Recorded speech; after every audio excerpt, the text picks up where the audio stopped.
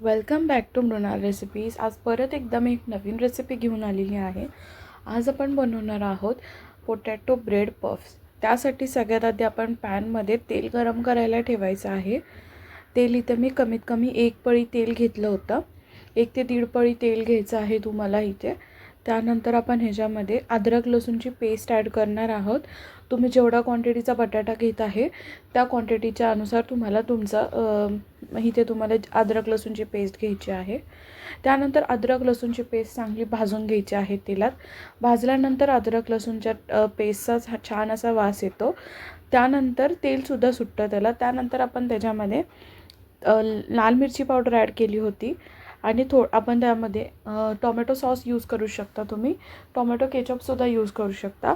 त्यानंतर ह्याच्यामध्ये आपण मियोनीज ॲड करून घ्यायचं आहे। तर इथे मियोनीज मी किती प्रमाणात टाकलेलं आहे तुम्ही बघू शकता।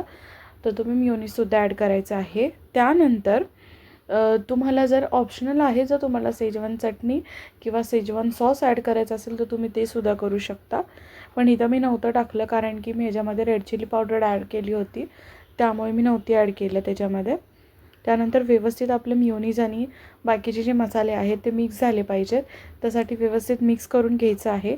आणि मिक्स करून झाल्यानंतर आता हे वाले जे मियोनीज मी इथे यूज केलेले आहे ना, ते थोडं थिक आहे, त्यामुळे ते इझिली मिक्स नाही होत।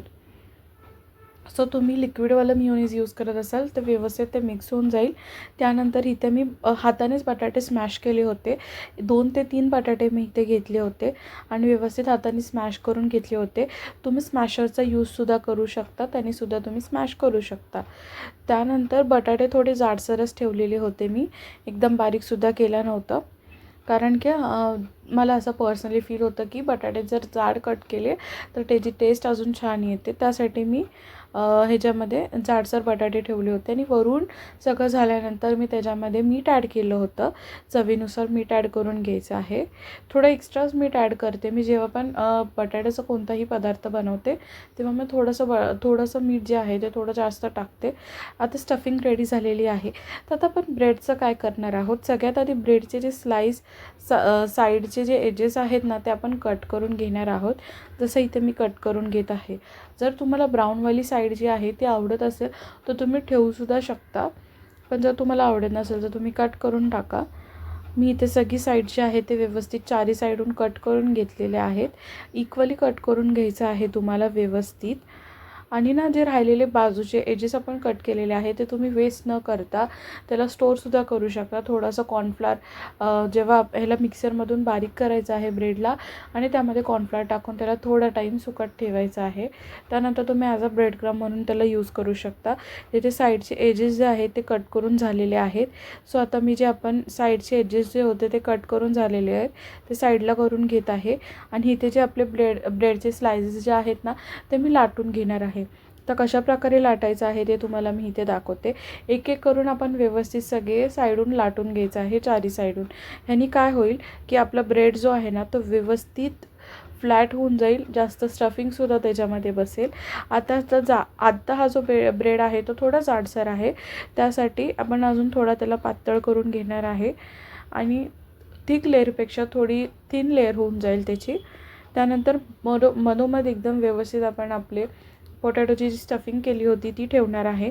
आता मी यावेळेस जरा बटाट्याची स्टफिंग वेगळी बनवली की नेहमी आपण तीच काय बटाट्याची स्टफिंग यूज करतो येल्लोवाली किंवा आमचूर पावडर टाकून किंवा ग्रीन चिलीची पेस्ट टाकून, म्हणून विचार केला की यावेळेस जरा नवीन स्टफिंग आपण ट्राय करूयात। त्यानंतर साईडनी ना चारी साईडून व्यवस्थित पाणी लावून घ्या, हलक्या हाताने पाणी लावायचं आहे। तुम्हाला कॉर्नफ्लॉर किंवा मैद्याची स्लरी वगैरे बनवायची काहीच गरज नाही आहे। आता इझिली तुम्ही बघू शकता पाण्याने फक्त आपण सगळीकडे व्यवस्थित पाणी लावून घेतलं होतं तरी पण हे व्यवस्थित स्टिक होतं आहे। सो आपल्याला कॉर्नफ्लॉर किंवा मैद्याची स्लरीची बिलकुल गरज नाही आहे। तर इथे अशा प्रकारे आपले राहिलेले पण सगळे ब्रेड जे आहेत ते पण आपण बाइंड करून घेणार आहोत व्यवस्थित। आता इथे व्यवस्थित बाइंडिंग झालेली आहे, तुम्ही बघू शकता कुठूनच ते ओपन नाही दिसत आहे। त्यानंतर इथे तेल गरम करायला ठेवायचं आहे। तेल गरम झाल्यानंतर 1 ते 2 मिनटात व्यवस्थित ते फ्राय होऊन जातं, त्याला जास्त टाईम लागत नाही। तर एक एक करून आपले ब्रेड जे आहेत ते आपण त्याच्यामध्ये ॲड करणार आहोत। जर तुम्हाला ऑइल आवडत नसेल, ऑइली फूड आवडत नसेल, तर पॅनमध्ये थोडंसं बटर टाकून तुम्ही त्याला रोस्ट करू शकता एका साईडला थोडा वेळ. मग नेक्स्ट साईडला पण बटर टाकून रोस्ट करायचं. फक्त क्रिस्पीनेस वरून येईल, जास्त ऑइली बनणार नाही आणि भाजी कुक व्हायला पण गरज नाही, कारण भाजी जी आहे आतली स्टफिंग आहे ती ऑलरेडी कुक झालेली आहे, त्यामुळे काही टेन्शन नाही आहे. सो गोल्डन ब्राऊन होईपर्यंत आपण व्यवस्थित फ्राय करून घेणार आहोत. तर इथे तुम्ही बघू शकता की आपले पोटॅटो ब्रेड पफ्स जे आहेत ते रेडी झालेले आहेत, मस्त गोल्डन ब्राऊन. कशी वाटली रेसिपी कमेंट करा. Thank you for